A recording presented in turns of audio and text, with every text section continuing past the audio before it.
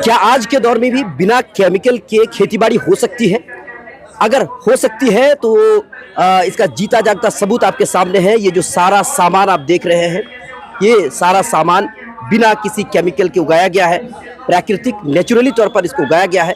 फिलहाल मेरे साथ इस स्टॉल के मालिक हैं। मैं आपसे जानना चाहूँगा कि किस तरीके से आप बिना केमिकल के ये सारी चीज़ें आप उगाते हैं, बताएं। नमस्कार, मेरा नाम हर्षवर्धन ठाकुर है और हम लोग भीमा कामत स्वयं सहायता समूह चलाते हैं अररिया में, पलासी प्रखंड में। तो सबसे पहले जो आपका सवाल है कि कैसे उगाते हैं, इसमें बड़ा ही सिंपल है तरीका। इसमें गोबर, गौमूत्र वगैरह मिला के हम लोग जो है एक खाद बनाते हैं जिसको जीवामृत बोलते हैं। ये जीवामृत का जो खाद है ये मिट्टी में डलता है और बाकी केमिकल खाद और बाकी सारी दवाइयों को ये रिप्लेस कर देता है।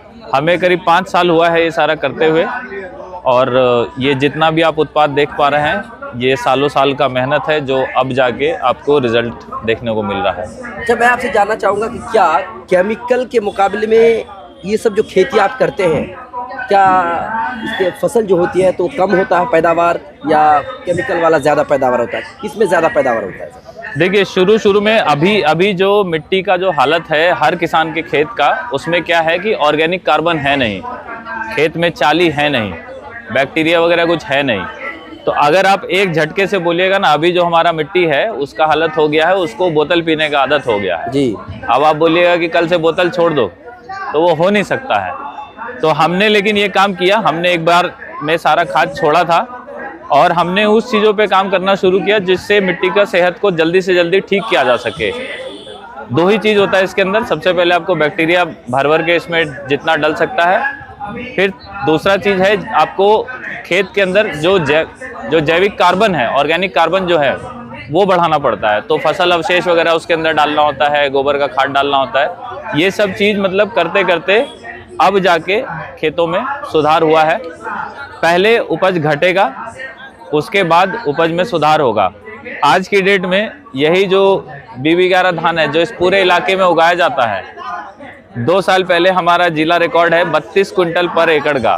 कोई केमिकल वाला भी इस चीज का दावा नहीं कर सकता। विदाउट केमिकल 32 क्विंटल पर एकड़ जिला रिकॉर्ड है कृषि विभाग के पास में। अच्छा, तो मैं ये जानना चाहूँगा, जैसे ये सारा सामान आपने उगाया है तो क्या इसका जो कॉस्ट होता है केमिकल के मुकाबले में कम होता है या ज़्यादा होता है?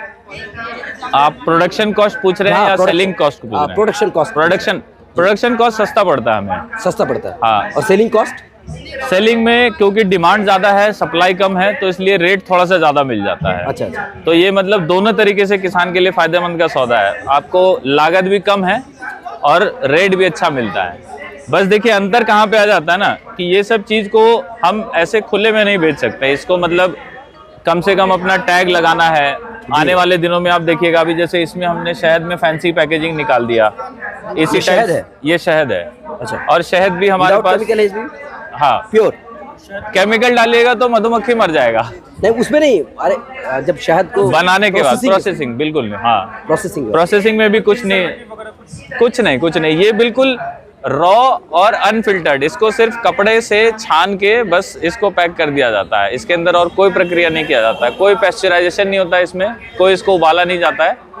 और मेन जो फायदा है इन सब चीज़ों को इस तरीके से खाने का कि आपको ना खाने में स्वाद मिलेगा। अभी ये हमारा जो ये खीर वाला चावल है, ये एकदम बेस्ट सेलर है।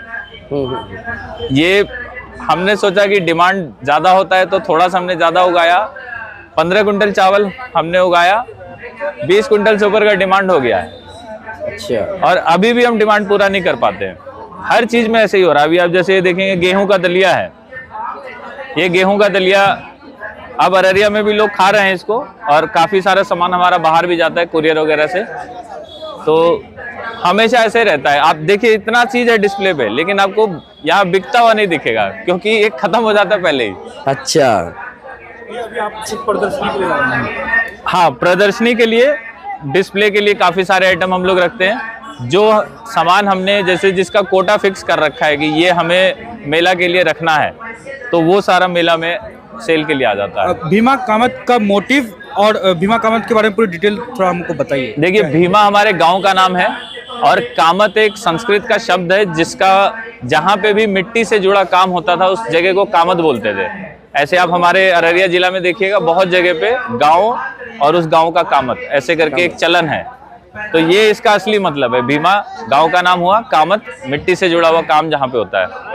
हम लोग 12 अलग अलग डिपार्टमेंट में काम करते हैं। देसी गाय पालते हैं, देसी मुर्गी पालते हैं, बकरी पालते हैं, मछली पालते हैं, फल का खेती करते हैं, सब्जी का खेती करते हैं, अनाज का खेती करते हैं, दलहन तिलहन करते हैं, नर्सरी रखते हैं, बीज अपना हम लोग खुद बचाते हैं, बीज किसानों को भी देते हैं और सारा चीज तैयार करके सीधा कस्टमर को बेचते भी है।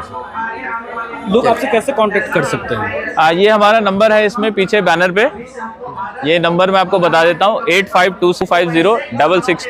ये एड्रेस जरा बता देंगे?